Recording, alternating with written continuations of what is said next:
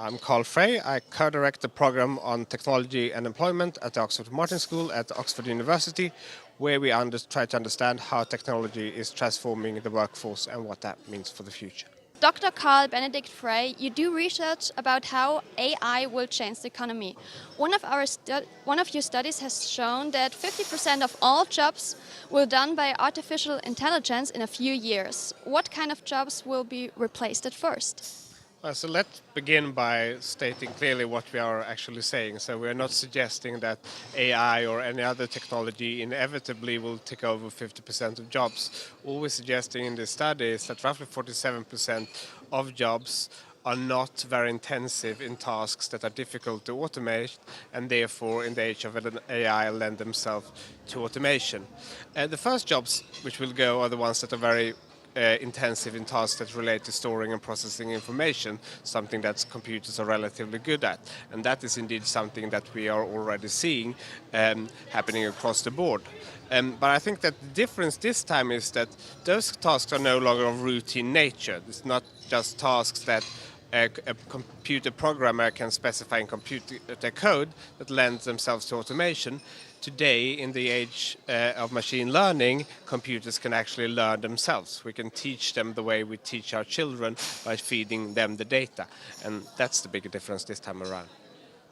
Are there jobs that will never be replaced by AI? Oh, most surely. I think there are a lot of things that relate to more complex social interactions, such as the one we're having now. I think when it comes to social interaction, the state of the art is best described by the Turing test, where chatbots try to convince human judges of them actually being a person. And some people think there was a huge breakthrough 2 years ago when one chatbot actually managed to convince 30% of judges of it being a person. But it did so by pretending to be a 13-year-old boy speaking English as his second language. And I think that basic text communication, even if we can automate that, so what? There are a lot of things that social tasks in which we would still hold the comparative advantage. Some people believe that AI won't just replace humans at the workplace, but even will be the reason for human extinction. Are those fears justified?